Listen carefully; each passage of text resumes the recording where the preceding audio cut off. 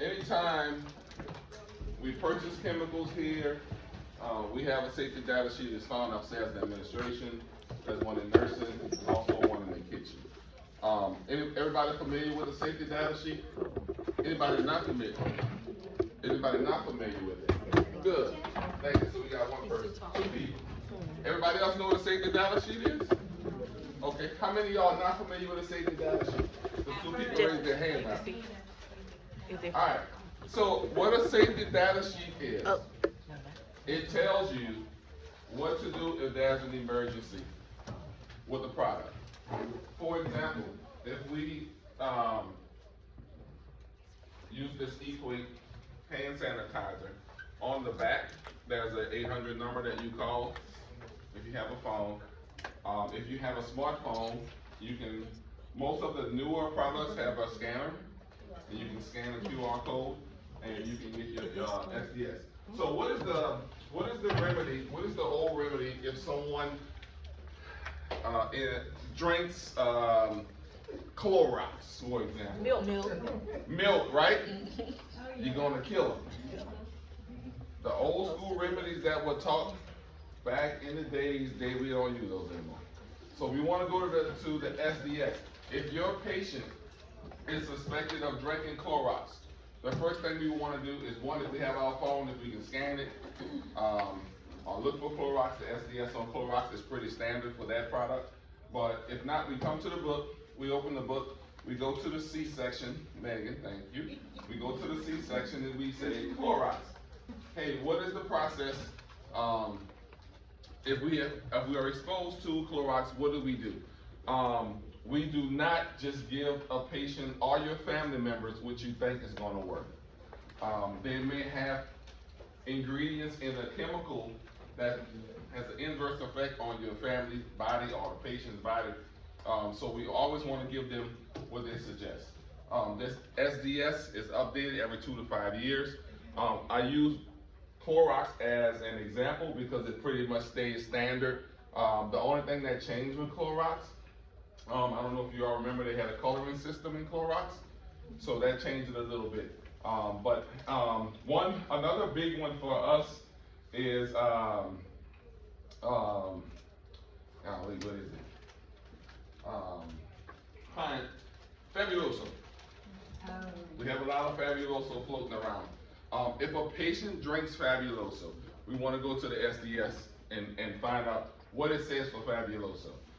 Fabuloso is not an instant killer. So you don't have to be, you got to give them something quick. However, if you are in doubt what to do, we call what numbers? 911. If somebody has drank Clorox, if you're unsure, call 911. So call 911. However, I didn't say that first, Cindy, because there are some patients here that drink Pine Sol. We don't need to call the ambulance for that. We need to go through the proper protocol. If you're unsure and he is here, get with a nurse immediately. They'll have access to this, or you can find it with your phone. So if we're in building 9 and you get there and the patient has drank this Fabuloso, what could we do? It's anybody. Cold blue. Then what? So help is coming. Then what? Have somebody grab the safety data sheet. Anytime we have a fire, we grab an extinguisher, right? If somebody drinks something, we need the safety data sheet. Or get on your phone and scan, so we can make sure that we give them the patient the proper care that they need. Any questions about that? So if you, at your home, this is what I suggest you do. If you have any chemicals, that's dangerous chemicals. For example, Drano, any type of acid-based chemical, I suggest you look up the SDS, especially if you have kids or animals, because the time is really important to give the proper care. So the SDS are here, they're available. We try to keep our chemicals consistent. So if you bring something from home example, Febreze. If you bring that from home, you need to have an SDS for it. You need to know what it says. If your patient taking it and spraying it in their mouth, we need to know what to do. Any questions about that? Nothing. All right, No, cool. wait, where's it located in the kitchen? It's located in the kitchen. In the kitchen. The Yeah, wall? it's in the kitchen, in the dietary section. It's one big section in there. It's not, you won't be able to miss it. However, speaking of the kitchen, if someone inhales something, your first response is not gonna be to go to the kitchen. You're gonna think, go to the nurse, go to the tech station. So it's available, but that's actually available for them because they have a lot of chemicals in there, that we don't have given out to the patients. So let's go to our next part. If somebody drinks Clorox, and God forbid they die, that's a process that we go through. It's called a sentinel event.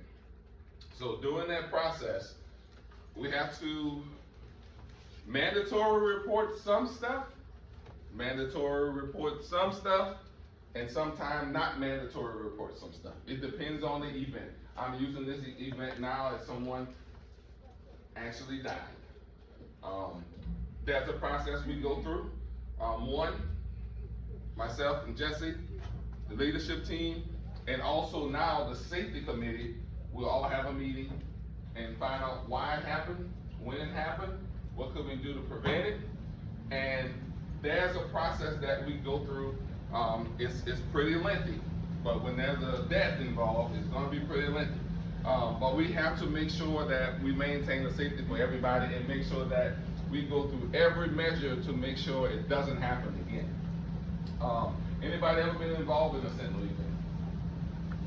Maybe y'all were involved and didn't know. You were? Yeah, that asks you a lot of questions. So, I want to go back a little bit with CPI.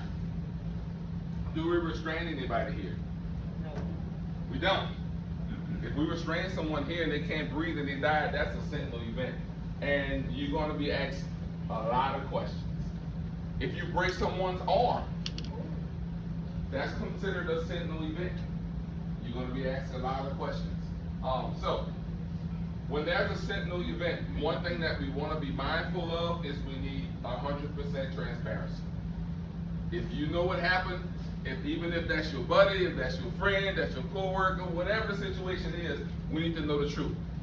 Because if you don't tell the truth, and we do a sentinel event, and we have other entities that get involved, they're going to make sure you tell the truth. Because they're going to go back and find out your history from when you were 2-year-old and bring it all the way up and make sure you tell the truth. So we are very fortunate that in this facility, we don't have a lot of that type of activity that cause sentinel events. However, we do have a road right there that folks are speeding down all the time.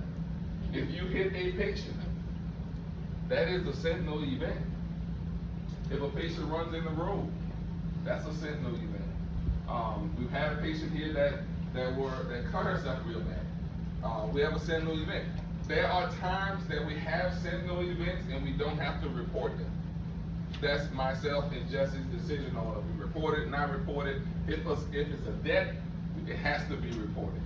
But make sure that anytime we have these sentinel events, that you all try to remember as much as you can about the situation, because it helps us a lot.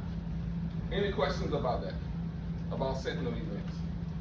This is something that folks don't talk about a lot, but when it happens, it's all hands on deck. I promise you, every department is going to get touched. For example, we have a patient that's been exhibiting signs of this, and this. We got to work back through all those days of what we saw, and okay, here's the result. Now, how can we go back and make sure that that doesn't happen? Any questions about that? All right. The last thing is incident reports. I want to show you all the incident report form, but computers are acting up today. So on the incident report form, I'm seeing a lot of, there's PHP and HRO on the top of the incident report form. If you're unsure what to check, don't check anything at all. Partial hours from incident report it's 5 o'clock. So anything that happens after 5 is considered HRO. That's the residential house. We've seen a lot of PHPs, something that happens at 1 o'clock in the morning. Well, there's no PHP at 1 o'clock in the morning. We were seeing an increase in the amount of incident reports being filled out. An incident report being filled out does not mean that you are in trouble. We just want to know what happened with the incident. For example, if John said he fell in building 5 at 8 o'clock at night, you weren't there. So you would write on the incident report, patient stated, I fell at such and such house 8 at such and such time. That's all we need on the incident report. We'll dig in after that. Now, once the incident report has been filled out, it's important on the back side of that incident report that you put what you think happened. Improper footwear is on there for everybody. Just want to tell y'all, improper footwear is on there. That was a commercial. But for example, improper footwear. We have a patient here, I've been telling her for about a month, I need you to wear appropriate shoes and don't walk on the grass, use the walkway. And she doesn't listen. So she fell. And the first thing that I wrote on the incident report, safety officer / director has instructed this patient to walk on the sidewalk several times. Patient refused. So, it's important that you put what happened. Now, one thing we struggle with, and this is from a nursing perspective, if you are not a nurse, I am not a nurse, excuse me, I can put patient broke his bone. Patient right arm is broken. Patient broke his leg. I'm not a nurse. When the incident report is filled out, you get with the nurse and say, hey, it looks like to me his arm is broken. The nurses are going to be responsible for writing what happened and notifying the doctor, where did he go, what was the plan of action when he returned, was there anything that he needed to do when he was there, and lastly, in the middle of the backside of that form, it asks what did we do immediately to better the situation. It could be putting up a caution sign, we could have asked the patient to put some shoes on. We had a new patient came last week, the first thing he did was run. I'm used to running, I'm a runner. Well, you can't run here, you're gonna harm yourself. So if you have any patient that you redirect for that, for any safety concerns, y'all need to let the leadership team know, because it's important. Our patients have a tendency to create events. When they create events, we gotta recreate the event that it didn't happen, because maybe it didn't happen, but we gotta know some details. So if you see a patient that's walking around with their socks on, and all of a sudden they cut their foot, oh yeah, he used to always walk around with no socks on. We need to know that. Because when their family member call and say, oh yeah, I'm gonna sue y'all, because y'all got a piece of glass in his foot, we're gonna have it documented that your family member refused to wear shoes. Any questions about that? All right, one last thing. Your signature is not crucifying you to the cross. We need you to sign your name on the form. Please sign your name so we know who you are. With your credentials. And on the front top side, there's a supervisor's name or initial. Please put the supervisor's initial. We struggle with that. A lot of times I have to write it. I promise you, in a year from now, you don't want me coming back to you and say, hey, you know what happened with Billy? At such and such time, you were notified. You're not gonna remember that. So make sure when you're filling out the incident form, you fill it out completely, you sign your signature with credentials and your supervisor's name. Yes, ma'am? You said HRO starts after 5 J. That's for the incident reports. Right, but that's 5 a.m. or 5 PM. Okay. PM. Okay. 5 p.m. to 7 a.m. Okay. Yes, ma'am. So is the referral form found on the website? Where is it located? The referral, the incident report, that's a good question. So the incident report forms, I think Ms. Ariel put some maybe not. We'll have some right inside the nursing door. There's some in nursing that all the time. The techs have some all the time. If you want me to email you a copy of it, I will. But we can get it to you. Good, that's a good question. Anybody else have any questions about incidents? Yes, ma'am. Where did the form go once they're completed? So once the form is completed, the form would come to nursing. So, Inside nursing's door, there's 3 little stackables. It goes in there. The nurse is gonna do their assessment, and then they're gonna turn them back in. Me and Jesse are gonna review them. Most of the time, we're going back to nursing, because the patient, for example, we struggle with the hospitals. If they go out, the hospital don't wanna, I'm saying that wrong. The patient don't wanna give us the hospital information when they come back. So we have to still go back and get that information, but it goes to that box, to nursing, we reassess, back to nursing, and once we have those, we file them, and we keep them for a period of time. Any other questions about that? Yes, ma'am. I do have a question. I'm pretty sure when the incident happens, you're supposed to report it, but is there like a time frame from when it happens to where it? Good question. So Miss Jessie just spoke about this.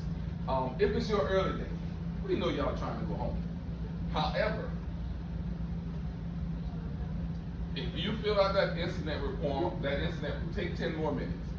Fill out that incident report form before you leave. I promise you, you won't remember. If something happened Thursday and you get back Monday, you're not gonna remember it all. You won't remember it all. However, if you don't fill it out, for my folks that really don't like filling out incident reports, the patients know your name. They know you really well. And if something happens to them, they're gonna tell their attorney, Mr. Jason, my therapist, he saw it. And I'm gonna, Jason, what you see? Oh man, I don't remember that. So if you see something, it's your job to make sure you report it, because you may not remember, but the patient is gonna remember that you saw. But I'm saying, oh, then, like, is it immediately, or you Immediately. have within 24-hour time I frame? want you to do it immediately. Something like that. When I say immediate, within reason. For example, if it's 9 o'clock, you see it at 9 o'clock, you go in a group, go ahead and do your group, and get it done when you get out of the group. That's a good question though, because I don't wanna give a timeline, because some people are gonna extend that timeline anyway, so I'm just gonna say immediate. Any other questions? Y'all sure about incidents? We have a lot of new folks. What about a near miss? If a patient almost falls, should we fill out an incident report? Yes. A near miss is an accident. Why? Because they won't tell you anything, but if I almost trip and I hurt my back, 6 months later I'm going to nursing. Oh, I hurt my back, nurse. My back been hurting for the last 4 months. What happened? Oh, I almost tripped. We didn't document it. But Yazrin saw me. So if that's a near miss, it's still documented. Yes, ma'am. Okay, so I have a question. Every time we call a code blue, we supposed to fill out? That's my responsibility. Oh, okay. Yeah, that's something totally different. If we have a code, like, I document that. Okay. We're just talking about the incident reports. You got good questions. Look, I just need clarity. But you know, everybody ready to go, so gotta make sure the questions are. Y'all have anything about incident reports? Anything about that? So last month, I think we had 8 incidents that were reported. 3 of them were alleged, but they were still reported. So it's good. We always have documentation. We want to keep incidents down, but being that in our type of facility and the physical therapeutic environment we have here, folks are going to fall. They're going to fall, but we need to make sure that we document it so we can have the proper paperwork if we need it. Anything else? For my therapist, if the patient comes back and says they didn't give me no paperwork when I fell out, we need to dig into that with a nurse, because they got paperwork. We struggle sometimes to get the paperwork back from the hospital. Sometimes we gotta send a whole consent back to the hospital just to get paperwork.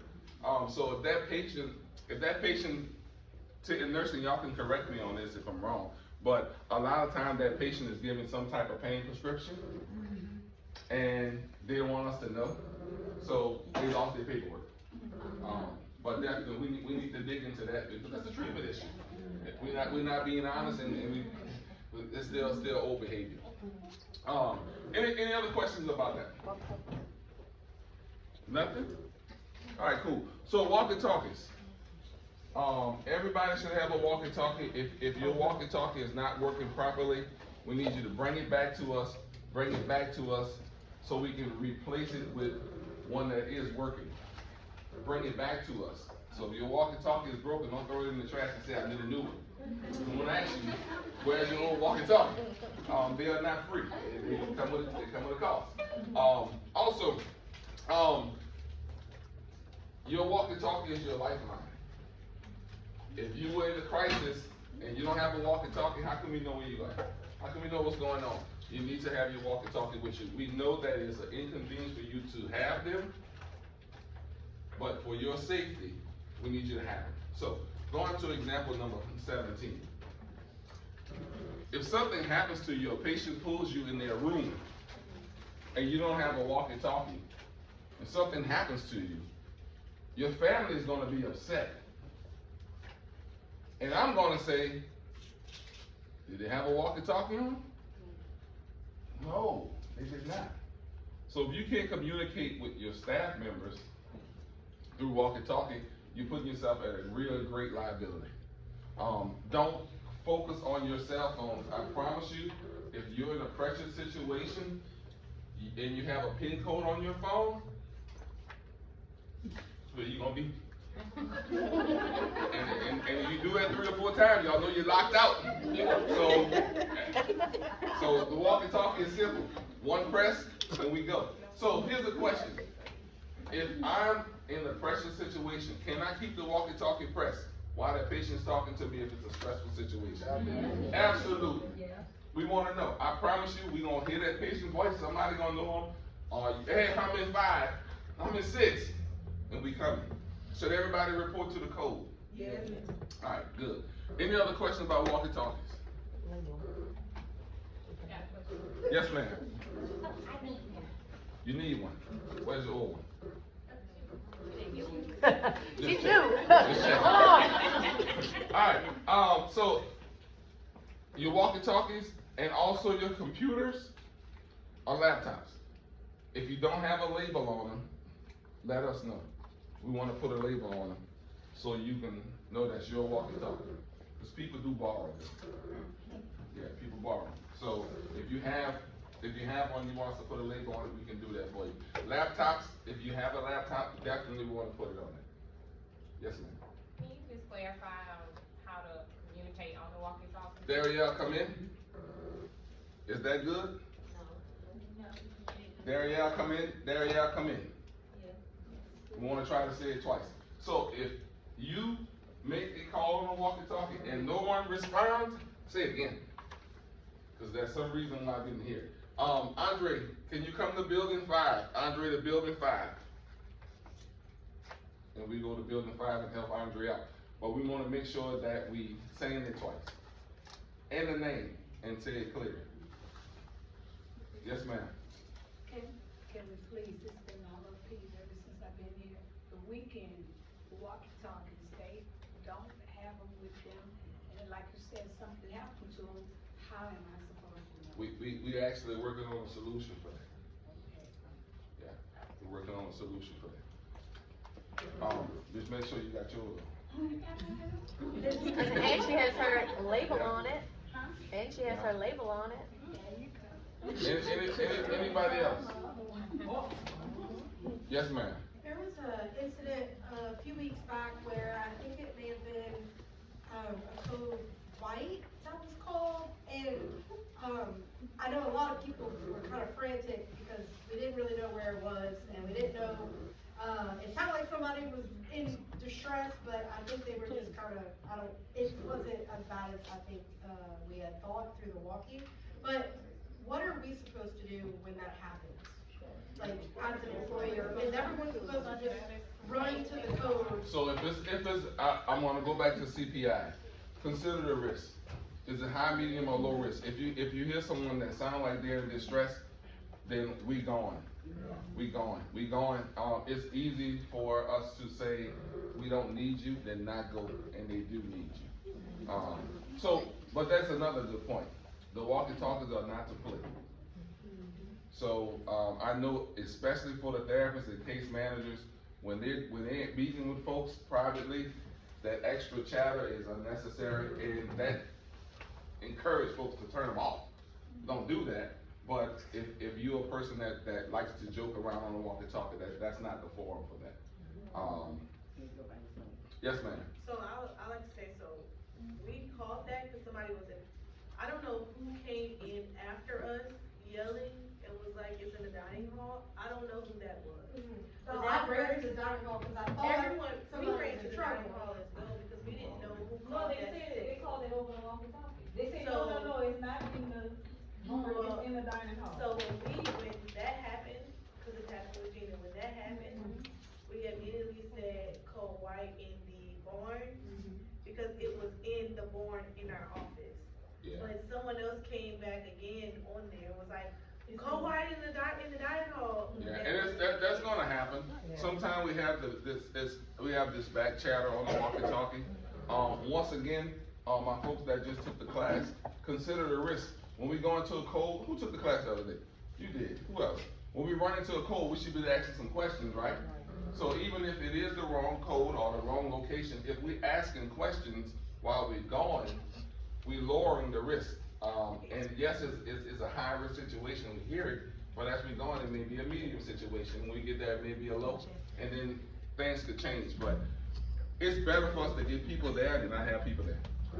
We would rather you call the wrong code and have everybody there, or don't call the code at all and you need help. So we just go to the code. Go to the code. Just in Worst, case. worst Yeah. case, I mean, worst case, It you're just doesn't out of hurt. breath, but the person is I out of breath. was, but I was like, okay, nobody's Yeah. We'd rather be out of breath and everything be okay.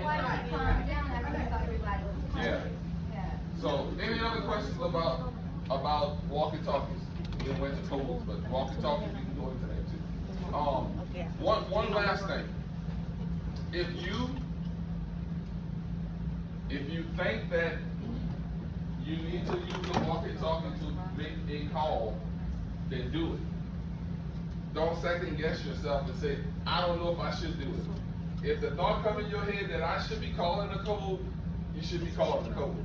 So don't second guess yourself with that. It's easier for us to get in and actually, are you okay? We can walk in. I think April had a situation, but she walked, hey, everything okay? No, everything not okay.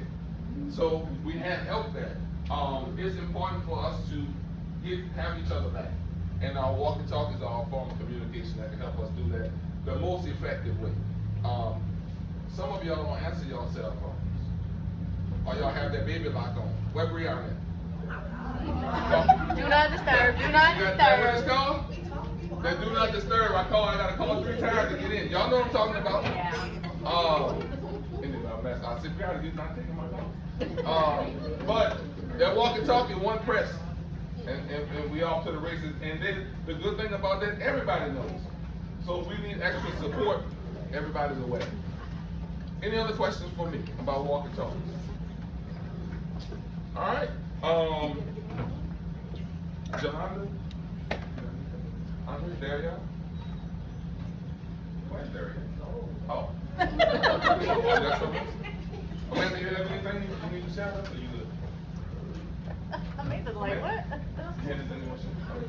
Alright, so we still have some snacks. We still have some snacks here. Please make sure you enjoy. Thank y'all for y'all time. And everybody sign a sign up sheet.